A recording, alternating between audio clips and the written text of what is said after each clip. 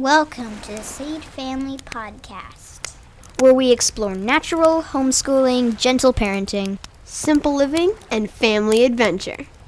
I'm Rachel Rainbolt, the Sage Parenting Coach, coming to you from the Pacific Northwest, where I live wild and free in connection with my 3 wildlings and the Papa Bear in our fixer-upper on the beach. This is episode 17, and today I'm here with Israel Butson talking about socialization, the most common question we all get as homeschoolers. Israel is an unschooling dad on a mission to disrupt education and help build a fresh paradigm for a new generation of young learners. Writing and dabbling with his camera daily, you can catch him on his blog, Stark Raving Dad.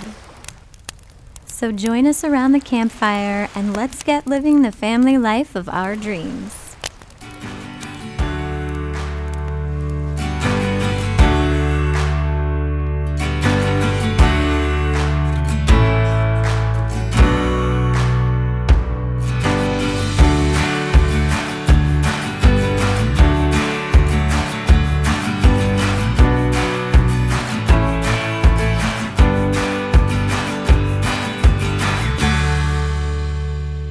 If you are enjoying the Sage Family Podcast, then please scroll down and click those stars in your podcast app or on iTunes.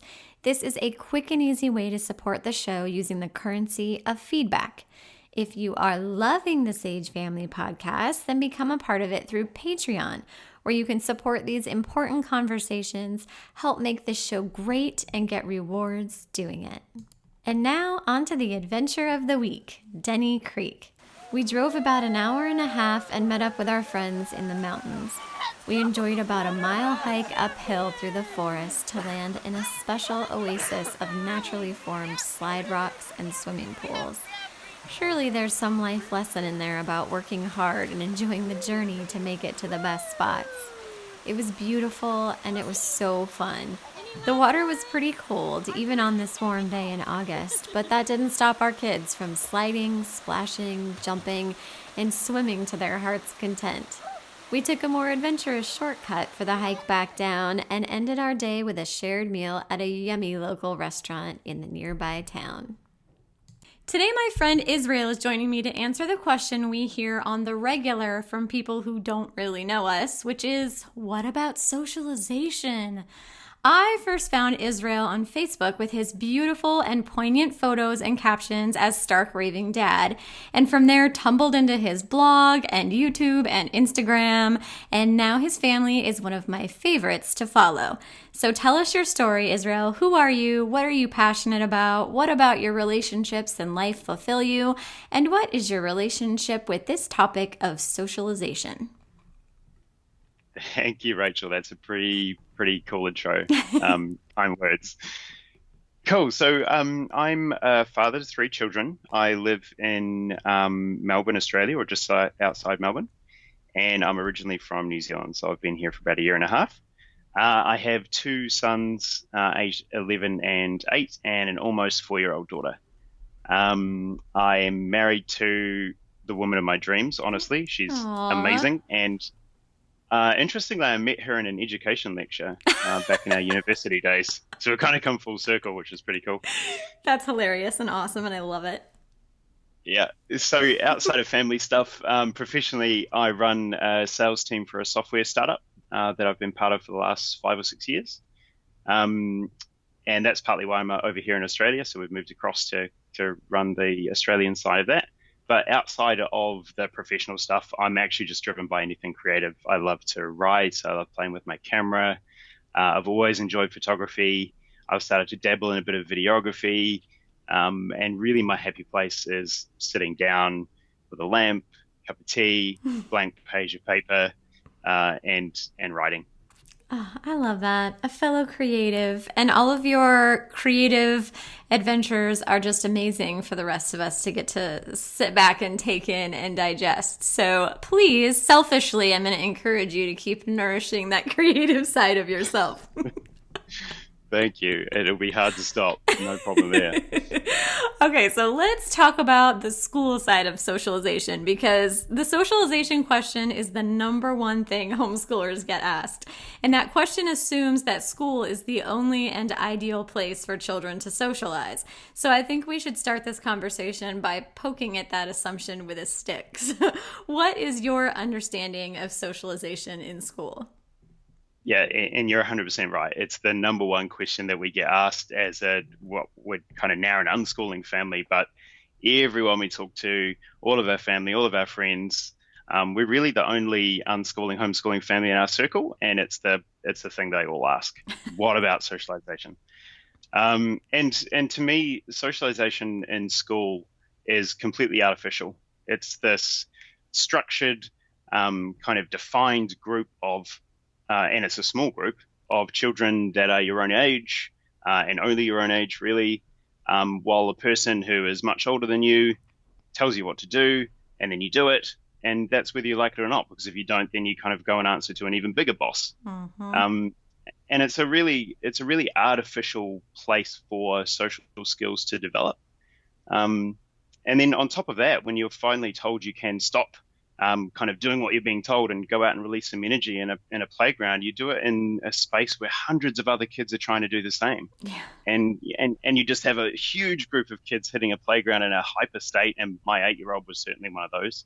Yeah. My older son was a bit more reserved, so he kind of, slipped into the playground and picked up a book, but my 8-year-old would just hit that playground with 150% energy and just go nuts and try and get it out of his system. And it's not that positive a space when you have a whole bunch of kids doing that. And the results are as chaotic as you'd expect. Yeah. And you've kind of spent the morning being controlled by someone else. So when you hit that lunchtime space, a lot of kids actually try and exert their control on others to push back against that in a way. And again, my 8-year-old was a classic example of that. Yes. And sometimes that can just be shouting at each other or over each other, but it surfaces as bullying as well. Yep. So that kind of, it builds up and builds up across the morning, and then all these kids go out and release all of that tension, and it's a pretty artificial environment. Yes, I couldn't agree more. One of the first things that kids hear when they go into school is, "You're not here to socialize." Which is so ironic that then once you're out of school, everyone says, well, what about socialization? I walk through our journey out of school in detail in my Sage homeschooling book, so I'll try to be brief here. But I remember talking with someone about homeschooling when my firstborn was in kindergarten and saying, but they're so social, like as a reason why we could never homeschool, which is laughable now in hindsight, just how much I had fallen prey to that misconception that school is where socialization happens, because we learned pretty quickly that kids are not allowed to be naturally social in school. There's no touching, no talking, eyes forward, single file line, same age segregation, bullying, confinement. It's that social hierarchy of the schoolyard. It's just terribly unnatural and unhealthy. And schoolyard implies outside time that many kids don't even get. I mean, prisoners get more outside time than schooled kids in this country. And even if they're lucky enough to see the sun, again, like you said, there's all these kids having to explode out their pent up energy and control issues, and yet there are all those rules. There's no running, no wrestling, no touching, no climbing, no exploring, no nature, and it's just such a stark contrast to the natural socialization that I enjoy as an adult and that my kids enjoy living in this free life in the real world. And spoiler, when you're living full-time in the real world, you're interacting with diverse humans every day. Absolutely. And I think you hit on something that's really important there, which is you as an adult experience social life totally differently to what you would in a school. Yeah. And when you're a child in a school, you start to shape a view of social life as the same artificial thing that school is kind of putting on you. And that becomes your social foundation for life, so that when you do get into older years and you're into careers and jobs and passions and that kind of thing, and you're working alongside other people, you just naturally slip into that same thing that you did in school. You resent the person that's in control of whatever's in control. Yes. And you also the people around you, if you don't enjoy their company or you don't get along, you just sort of accept it. Yeah, and rather it's hyper than competitive. It is, yeah. Mm-hmm. And rather than taking things into your own control, you just accept it. So you don't say, well, I could make a change because I grew up making a change if I was uncomfortable with an environment. You don't learn that skill. You just learn to accept it. And then those people that accept it become the bosses for the next generation who come through that accept it, and it's just a vicious cycle. Well, and the kids who are at the top of that social pyramid in that artificial school social structure, those are not the kids who are successful socially beyond school. It's like this joke, I don't know if it's everywhere around the world, but here in America, about how like the most popular boy in school who was the quarterback and who got all the girls is like the biggest loser, like once school is over. It's like this long running joke, and while of course that like jokes at other people's expenses always like sting a little bit in my heart, I mean, they really are tapping into something that the research supports, which is that those qualities that the school socialization foster are not the qualities that result in successful social skills in adulthood. That's right. I can guarantee you the same rule happens down here in Australia and New Zealand. It is absolutely the same.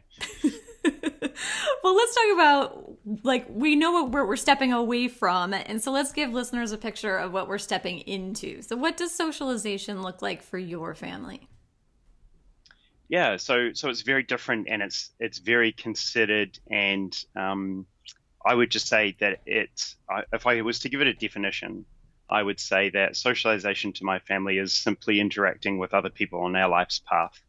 And some of those interactions are short, even one-offs. Some will last a bit longer, and then others still will be people you kind of find walking the same path as you and who you connect with for a long time or forever.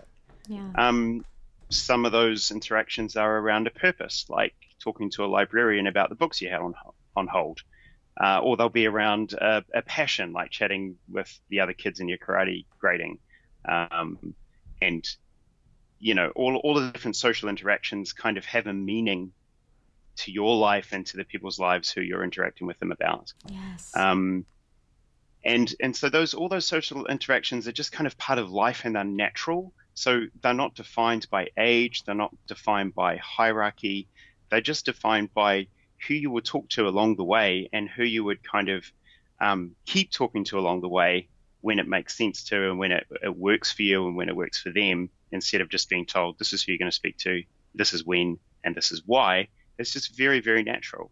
Yeah. And it's natural even like from that evolutionary perspective. I mean, the way you're describing is the way that socialization would have happened back in the, more like tribal hunter-gatherer times, like, which is what our brain was designed to thrive under, under those conditions. Like for us, we have Hack School, which is my little acronym for our homeschool adventure club, 1 day a week, where each week we have a new adventure with a big group of local friends. They do some kind of a program 1 day a week, like a family learning program or a family rewilding program or a lesson or a club, and it changes in different seasons. And then we have lots of time and space to deeply nourish our connections. So we have long-term friendships that span across the map, and our children see each other in person or conferences and travel. They text and they Skype and they play online games together. Just like a quick snapshot, last night we were at queer book club with a pack of tweens. Tomorrow we're hiking to a natural water slide in a river in a forest with a big group of friends. So while school kids are getting 15 minutes to walk beside their same age class peer group on the blacktop, these kids spend all day long running through the forest together, followed by a couple days of quiet rest and self-directed play and work at home. And it's almost always mixed age play, which has tremendous benefits, and I talk more about that in my book, as does Peter Gray and Free to Learn. Scaffolding being one of those big benefits. If you're taking all of your social cues from children your exact age, that's not normal. You need younger kids to build empathy and self-regulation and expertise, and older kids for role modeling and structure, and 80-year-olds and infants. And this is the norm for our species to develop fully. Yes, and the places that you have those interactions should be different too. Like I think you said, Yes. online gaming. So you might be gaming with others online, or learning a language with others online, or it might be over a barbecue at your house with neighbors or family up the road that you met at the beach, and spend an afternoon playing beach cricket with. You probably have no idea what cricket is, but it's a sport. Yeah, but you connect with other families in different places, you connect with other kids in different places and adults in different places, and you're just interacting with them all on the same kind of level but for different things at different times. Yeah. And having those social interactions in different places is really important, rather than just you go to school to have a social interaction in a playground, and that's where you form your opinion of what socialization is. Exactly. And I mean, I think that our kids to grow up understanding and believing that people from a diverse background and in different seasons of their lives all have value that they can add to your life, even just through like momentary connections. Like, gosh, the other day at the library, my oldest was talking to the librarian for like 45 minutes. They were like wandering around the library together and just I talking can see that about, all the time. It's great. yes, right? Like, and that my kids, they know how to converse with all of these different people from different walks of life and with different interests. When those little shared, they'll have that little, like the what are those things called, those charts with the two circles that overlap. It has this actual name and I'm totally blanking. Little, is it a Venn diagram? Venn diagram, thank you. Yes, like the Venn Yeah. diagram. Like you'll have these two people with very varied interests, but they'll touch, they'll overlap in this one spot, and then they'll come together for a connection around whatever that interest is. And through that, my kids can converse like really competently and respectfully and engage people in all these ways that are very surprising to other adults. And other adults often comment about, gosh, your kids can just walk right up and have a conversation, and Yeah, well, like there's that's no normal, stigma to right? it. That's Exactly. right, and there's no stigma. So if you were in school, and you were around a bunch of your school friends, and you were interacting on that sort of level with a librarian, you'd probably be teased for it. Absolutely. I know I certainly would have back in my school days. That would have just been so embarrassing to do that. Yeah. But it's bizarre that we would think that that's not okay and that that's not healthy. That's a good thing. That's a great social interaction. And like you say, the Venn diagram, there's an area that crosses over, and we can connect there, Yeah. and that should be encouraged. And we get the same with our kids. People always comment, "Wow, they're just kind of natural with adults," Yeah. and yes, they are, because adults live in the world and our kids live in the world, and they all just interact.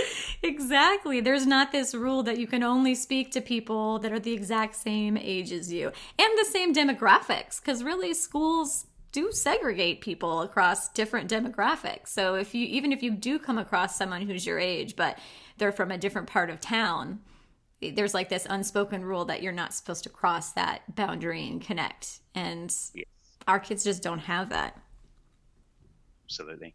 Yep. So while I do feel like we get the right amount of socialization for our family, we are intentionally unbusy and balance that socialization piece with open space in our calendar. We incorporate a wide variety of experiences, from nature to urban, from friends to strangers, from structured to unstructured. And in general, for every adventure day, we hold the space for 2 home days.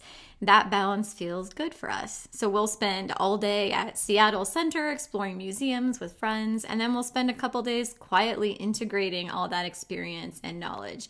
How does your family balance socialization? Yeah, I like what you kind of said there, where it works for your family. So you've come up with this really nice flow, and I think we've done it pretty similarly. Actually, when we first started out, we had the voices in our heads, everyone else's voice saying, what about socialization? And so we probably went too hard the other way. We probably went too hard at always being out and about and always trying to get into the next club and always trying to do the activities, and then really pegged that back.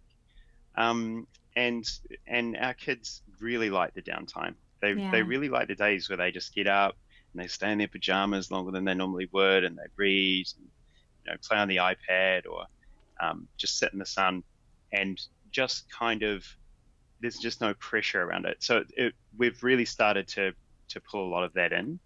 Um, we I think balance is easy when you really just get in tune with what you want as a person. Yeah. Um, and you just kind of live your life. And if you wake up one day and you really want more out of the day than, um, the day at home you had planned, and everyone in the house is kind of along the same line, then you jump up and you go and do something. If you all wake up and you had something planned that was going to be a really big day, and everyone wakes up and looks at each other and says, "I'm really not into it today," you don't have to. The balance comes easy every day. I think we're probably a wee bit more like that. We're probably less structured, and more we just wake up and see where the day takes us, depending on the weather and depending on what else we might have. If we have karate that night, we might have a quieter day, or But I think the biggest thing for us is being out in the world quite a lot. So we go out, we're very active. Our kids are into nature. We live in a really beautiful part of the world where the weather's pretty conducive to being out and about all year round. So that's really, I think we get our balance from that. Our balance is from Flexibility, just being out it and about as much sounds as we like. can. Yeah, totally flexibility. We're out and about all the time, and then if we wake up one day and say let's have a quiet downtime day, then we can do it. Yeah, if your life is, well, and this is really the one really unhealthy downside to that traditional education lifestyle is that these kids are being run ragged, being kept so busy, and a lot of that in the name of that getting that competitive edge and socialization and building out interests and things. But you can do all of those things in a way that doesn't look like that harried, busy life that breeds all kinds of anxieties and depressions, especially once they reach adolescence. And I love what you're talking about when you're talking about all that flexibility, because this lifestyle where we're not packing everything out allows it gives us room to breathe, room to breathe time-wise, so that, when kids have meaningful experiences, the brain needs time to accommodate that experience and that knowledge. It doesn't happen while you're actually in that experience. It happens afterwards, when you have conversations about it, and when kids play it out. They play it out with little Lego minifigures, or they play it out in make-believe play. They play it out in their art. Like as they're processing those experiences is really where they get integrated. So one of the downfalls that I've talked about on other episodes of school is that taught is not the same thing as learned, and most of us don't remember 99% of what we learned in school. And so we get to give our kids' minds that space, to that chronological room to breathe, so that as they have all these meaningful social interactions and following their interests, there's just space for all of that to get processed, and then room for us to say yes. So like you said, if we're all sitting around and one of my kids says, "Hey, can we go to the community pool?" We have the room for that. Absolutely. And like I was saying earlier, the way it works for us is really just by living life. And that's where you get your balance from. It's when someone else controls your movements and where you need to be at certain times that the balance gets thrown out. Yes. So we found that we were constantly fighting that balance thing when our kids were in school. We were constantly trying to find our own balance point because someone else was defining, 80% of our week. Yeah. And after we kind of went through a little bit of a period of readjusting from school and then getting into our own rhythm, balance is it's actually very natural. Yeah. You wake up and you kind of, how you're feeling, what you're up to, what you want to explore, what you want to do, and you have control over your time so that you can do that. And so you don't really have to, I find that we haven't had to go and find balance. It's just naturally happened. Yes, I completely agree. And when you're all in connection with each other, and when the relational dynamic between the parents and kids is one of collaboration, it all just unfolds very naturally. Yes, definitely. Collaboration is key. Yeah. Well, the definition of socialization is actually twofold. So the definition is social interaction with others, but there's also a second part, which is acquiring the values, habits, and attitudes of a society. Now, the snarky question would be, how can your children possibly acquire the values, habits, and attitudes of a society outside of school? Hint, in the actual society. But let's dig a little deeper. So what values, habits, and attitudes do you hope your children acquire, and from where do they acquire them? Good question. So we have probably my biggest one is breaking down the live for the weekend attitude that so many people are shackled by in life. Yeah. That the idea that it's okay to live life being happy on a Saturday, sort of happy, but also a bit sad on a Sunday, and then pretty much just resentful from Monday to Friday. Yeah. It's completely nuts to us. And that is the absolute attitude that the school life, imprints on our children. Yes. So our children are learning that, purely through their unschooling lifestyle, that probably the better way to put it is that they're not learning that. Yeah. Yes. And so they just don't even have that context. They don't even have this idea of really, aside from I work quite a bit remotely, so they don't really even have, dad comes home on Friday night and then goes on Monday morning either. So the idea of weekends and weekdays are being unshackled, and then kind of broader to that is this idea of being in control of your time. We're huge, huge fans of making sure our kids grow up knowing that they are in control of their life, they're in control of their time, that they don't need to leave it up to someone else to structure and tell them what to do and tell them where to be and when and all of that kind of stuff. So that's one of the biggest attitudes that we really want to grow in them. I love that. We're also really hot on them contributing to the home, and they're in the home a lot more than school kids are, so they get to see all the work that goes into running it. And we are pretty hot on them helping around the place, not just with keeping things tidy, but with food prep and being involved in, planning meals and helping actually go out and buy the food and cook and just being part of the whole kind of life cycle of the family. Yeah. We find the food side of things is easy to get them involved in, but the tidying stuff's been a harder road. But it's definitely something that we want to put that into them so that they grow up without, just with that understanding of exactly how family life works and how our home works and how they can contribute. And I know that when they were in school, that just wasn't a thing, because they'd come home at 3:30 in the afternoon or 4 in the afternoon shattered. Yeah. And just with no energy at all. They'd have a stack of homework that they had to do before, 7 a.m. the next morning. And they were completely disconnected from the home. So that's a big part. That's a big attitude. Yeah, and that's a big part of the life learning piece to unschooling. And there's the piece of we value and respect what our children have to offer. So I think those two come together to really set the stage for kids to make meaningful contributions to the family and to the house, just like we believe they can to their own autonomy and to the world at large. Yeah, that's right. And then so that's kind of through their unschooling life. But then I have a third one that is a bit more external. So the idea of determination and perseverance and breeding that in them when they're young. So they go to a local karate club here, and it's that idea, raised by the village concept. Their sensei down at the karate club is very much part of our village. He's instilling that value in them early on. He's firm but fair, and that's actually become a really big part of our journey over the last 6 months, is their involvement in this karate club and the values that they're picking up out of that. That is so neat. I love when families can tap into something in the community that really resonates for them, and really, like we said before, you guys have the space in your life for those lessons to really sink in. That's right. And to not get to the end of the day and have our kids sit down, because this definitely used to happen, and say, I'm just too tired tonight to go to hockey or to go to drama. And they're legitimately too tired. They were just shattered. Now they get to 4:00 in the afternoon and, they've got their karate gear on already and their bags are packed and they're walking out the door and they're practicing for half an hour before they get down there. There is space for it. Yes.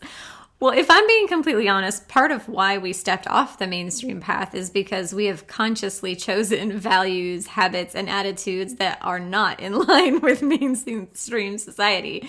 So, I mean, we don't shelter our children from diversity of thought or lifestyle, but we do teach them to question those societal messages that most just passively inherit and accept as dogma. Things like childism, definitions of success, oppression, consumerism. So as a family, we intentionally strive to be the change we want to see in the world with our kids. But ultimately, I want my children to intentionally form their own values, habits, and attitudes. So I want them to be critical thinkers.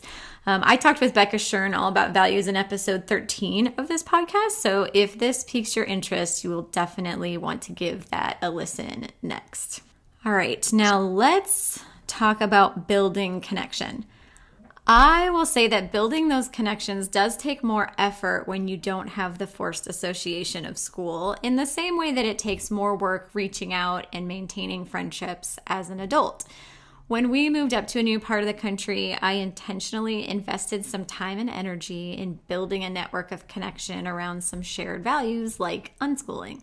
I joined some Facebook groups, I found some programs, I created my own club, I attended conferences, I tried to be a good friend to new people, and I accepted invitations and showed up. It's kind of like friendship dating, right? I'm sure, because you guys relocated, I'm sure you had some of that.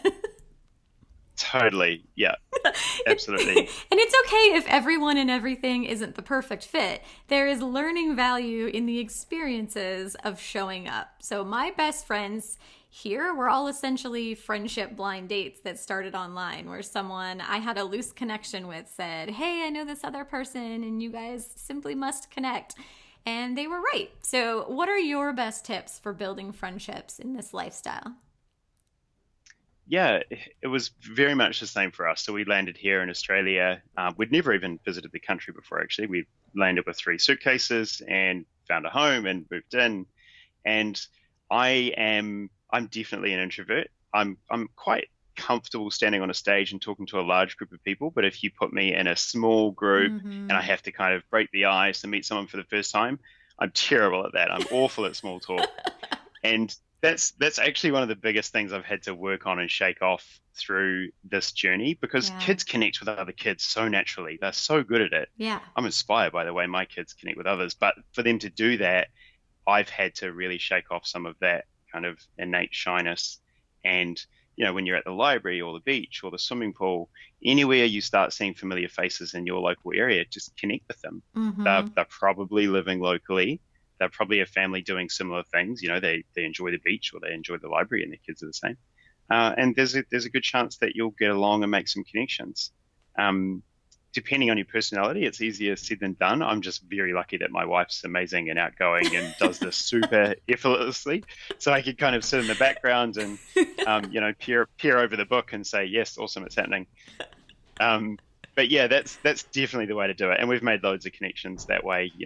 Down on the beach, we spend a day down there swimming. There'll be other families, they live locally, and it's so easy for the kids just to connect in the water, and then they form friendships, and we set up a barbecue, and it's just really easy. Yeah. Well, and my husband is the introvert too, so I will say he's usually also kind of smiling and nodding in the background while I do the initial legwork. But you are so right that kids really present those opportunities for growth, because my kids will just run up to me and say, "We like him, talk to his mom," and just sort of like push me. Can we have a play date in 1 hour? Exactly. Yeah. They're coming over tonight for dinner. Yeah, they're staying for a week. Kids are awesome at throwing in the deep end. Oh my gosh, that is so true. Well, and sometimes when I work with coaching clients, I tell them they start small. So you can even set the intention that once a week we're going to go to a new place, or once a week I'm going to talk to one new person, or I'm going to comment one time in that local unschooler group, or I'm going to show up to one event, in this meetup homeschoolers community. So just even if you start with something small where just once a week you put yourself out there in a way that feels a little bit vulnerable.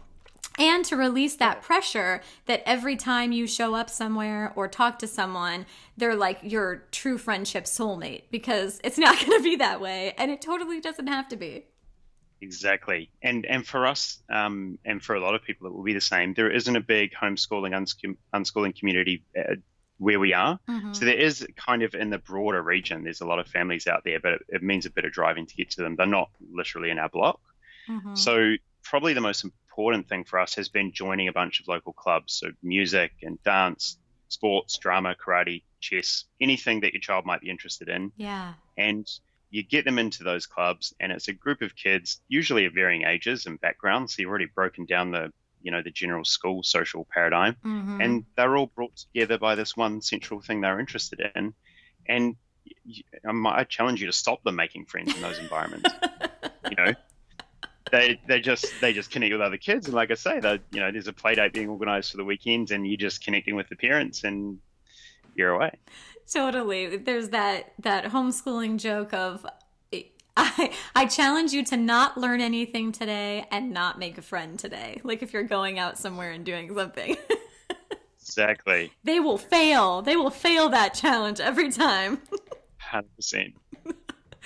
Well, I posted in my Sage Parenting Tribe on Facebook that we were going to chat about socialization today and asked if anyone had any questions about it.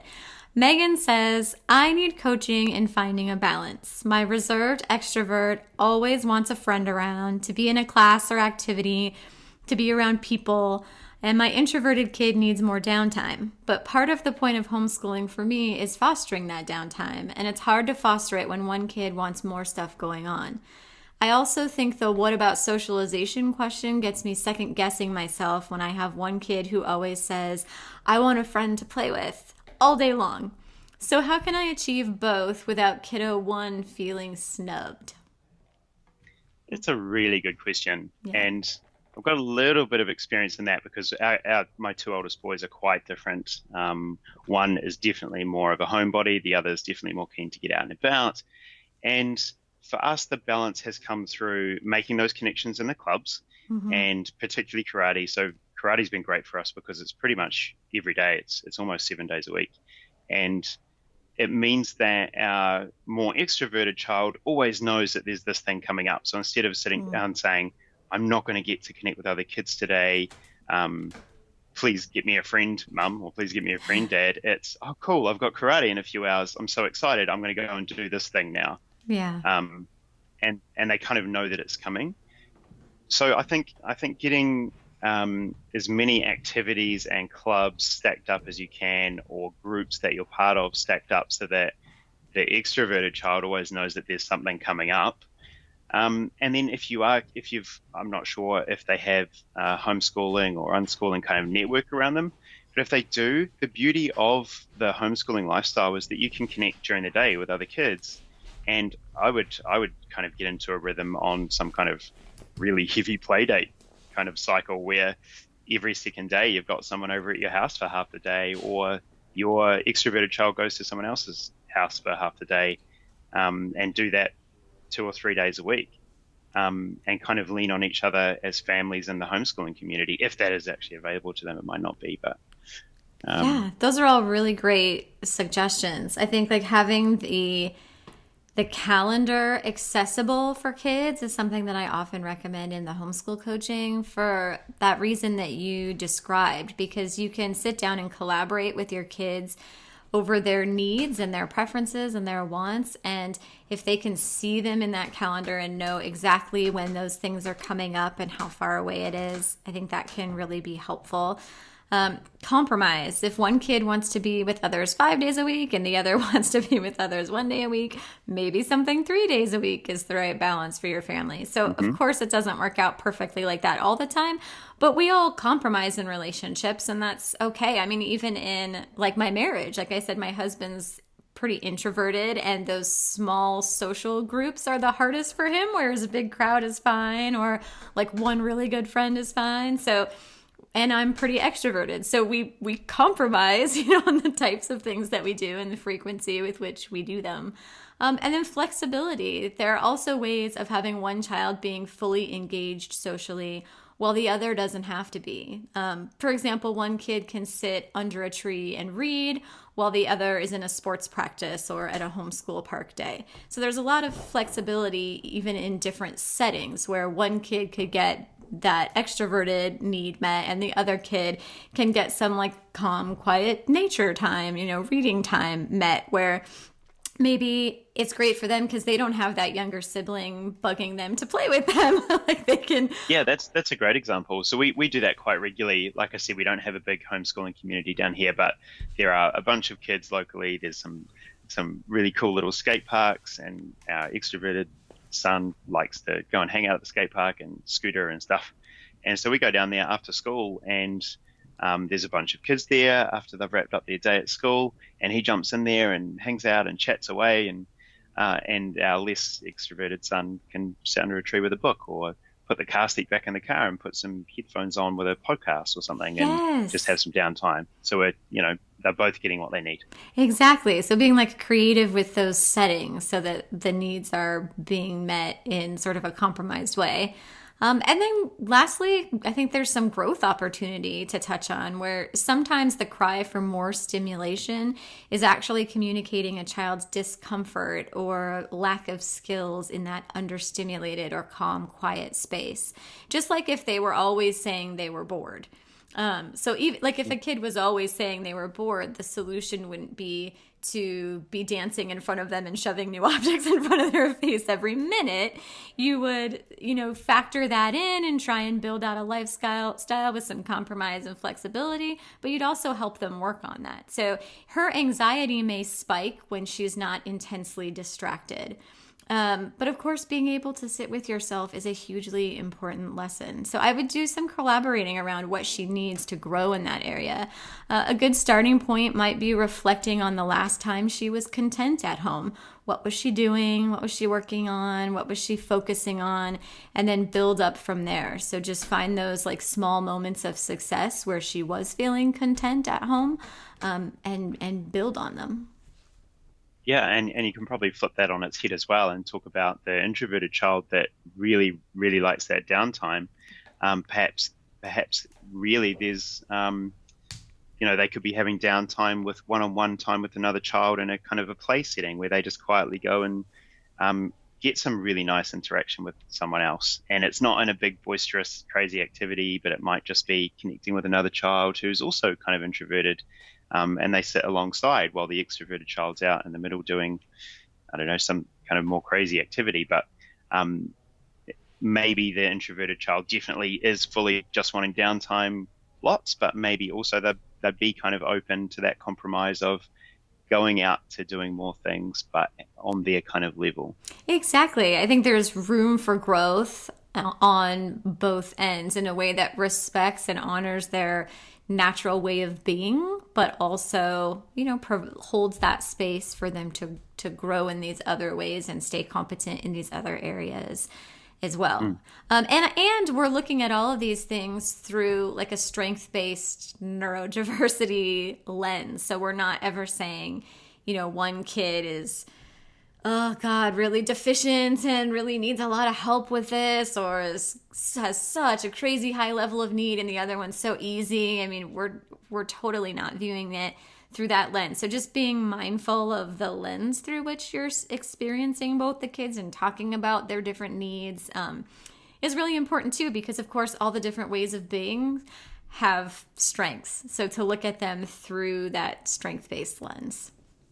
Yeah, and just to come back to that one kind of practical thing, because I think it's jumped out the most to me, is being in control of your time and having your kids be part of the calendar and how you structure your week. Because I'm pretty confident that if you have an extroverted kid that can see, whether it's on an actual calendar or whether it's just in their head, they know what's coming up, they've been in control, they've helped plan it, they'll be less kind of sitting back wondering when their next interaction might be. Yes. I will say, like, super practical tip wise, each of my kids has one iPad and they have the calendar app in the iPad. And I kind of manage the calendar through my devices, and their calendars sync automatically. So it's great because even if something changes, like they can check the calendar the night before they go to bed, they can look at it for the upcoming week, and they have access to it anytime they want to, and anytime they want to change something in the calendar. Like there's just something very empowering in giving them a seat at that table of collaboration around your family's calendar if they have like full access to it. Nice, like it. Okay, a day in the life. Describe your favorite day this week and share with us why you loved it. Okay, so my favorite day this week, hands down, is a day we spent out exploring a huge nature reserve near us. We packed our backpacks up, with food and water, and we went out exploring. Our three kids are all into nature big time. So they made little lists of stuff they wanted to find before we headed out. The list had rocks and leaves on it, and then one end and down the other end was kangaroos and snakes and things. We have not been in Australia for that long, so all of this kind of stuff terrifies my wife and I. I am the biggest wimp when it comes to reptiles. But we didn't know before we got there that there's a really awesome park ranger that runs the place, and he loves seeing kids get excited about nature and wildlife. So we actually ended up spending probably a solid hour with him in his kind of park ranger cabin thing while he showed us around and a bunch of the animals and reptiles that they'd collected over the years that had died in the park, and he'd carefully done whatever they do to them, and put them in his cabin, and talked us through this awesome young ranger program that runs here in Victoria. And I think that meeting with him, he was so inspiring and enthusiastic, it's probably changed the trajectory of my kids' lives. And they've just left that day pouring themselves into this idea of becoming rangers and helping look after and protect the wildlife in the area. And whether they actually go on and do that or not, they are most definitely developing a real love for nature and the outdoors that I don't think they'll ever lose. Yeah. So we explored this huge park. Smack in the middle of it, we stumbled across this old 19th century mansion that was one of the original buildings in the area and this whole kind of peninsula that we live on. And we just kind of sat down, had a picnic. We talked about what it must have been like 100 years ago, 200 years ago. And it was just a really, really beautiful day. But we could see our children's eyes kind of opening to what they were experiencing, and they could take it in at their own pace. And it was just this really, really lovely day. And we never actually found any snakes. Thank goodness. I don't know what we would have done. That sounds amazing. And gosh, you touched on something that I know I've talked about before, and I talk a lot about it in the Sage Homeschooling book, but I feel like I want to do a whole podcast episode on it, which is the mentorship. Like, that's something that it's one of my, it always leaves me like just falling asleep, feeling so nourished and excited and fulfilled when we have gone out into the world that day and my children have connected with someone who is really passionate and knowledgeable about something, and then it's contagious, right? That enthusiasm, and they share pieces of their story and how, like you talked about perseverance, about how they persevered to get where they are today. And it doesn't even so much matter what the specific topic is. I mean, we've been to a guy who created his own reptile farm. We've been to a woman who ran a llama farm. Just a friend who works in video game production, urban to nature to whatever. When your kids can connect personally with someone who is experienced and passionate about some small area, some niche, oh my gosh, those are the greatest gifts. My kids remember the things that these people say forever, the conversation that they shared, because their enthusiasm for the material is so genuine. Yes, and it's not time constrained. So it's not a 45-minute talk in a classroom with 30 other children about this thing. It's at the location. It's where that person is passionate about it, and you've just kind of stumbled across them in the day. There's no deadline on it. Yeah. And you can just kind of go where the conversation goes. And that's, like you say, that's where you learn, and that's what you remember. Yeah, it has context, and it's a conversation, and it's interest-based. It's the opposite of how children are expected to learn in school in so many ways, because they're, like you described, your kids are actually in nature and in this environment, and this person has the freedom to engage with them, to value the things your children says, and to really dive deep with all of their questions. And it's just, that Venn diagram, those two pieces are touching, and I feel like there's magic that happens there. Definitely. Yeah, it was an amazing day. Okay, so let's take our deep dive. What are your favorite resources for people to dive deeper into this topic? Okay, so anything by John Holt. So he an American author and educator. He basically pioneered the concept of unschooling. How Children Learn is an amazing read, but I have this quote that's out of a book of his called Teach Your Own, which I highly recommend reading. And the quote goes like this: "If there were no other reason for wanting to keep kids out of school, the social life would be reason enough. In all but a very few of the schools I have taught in, visited, or know anything about, the social life of the children is mean-spirited, competitive, exclusive, status-seeking, and snobbish." And he kind of expands on that in most of his writing. Yeah. But he's very, very passionate, very And brilliant. knowledgeable, and is brilliant. He was a brilliant man, and I would just consume anything of his if you're interested in anything around homeschooling, unschooling, socialization. There's also a really nice interview I read recently from him a while back where he digs into the social stuff. So I'll share the link with you, and you can pop that in the show notes if you like. Okay, cool. Yeah, I will definitely include that in the show notes. And people need to be following you in all the places. So share where people can follow you, and I will link to all of these good things in the show notes as well. Cool. So I am on Facebook, and I have a blog, and I'm on Instagram. So those are probably your three places. I'm on Twitter as well, but I probably do more of the professional stuff on there. But the Dad Unschooling Life is definitely Facebook, the blog, and Instagram. Yeah, and he's amazing. Every time one of his pictures pops up, I just take a minute. I'm like, oh, I'm going to need a minute to let this caption sink in.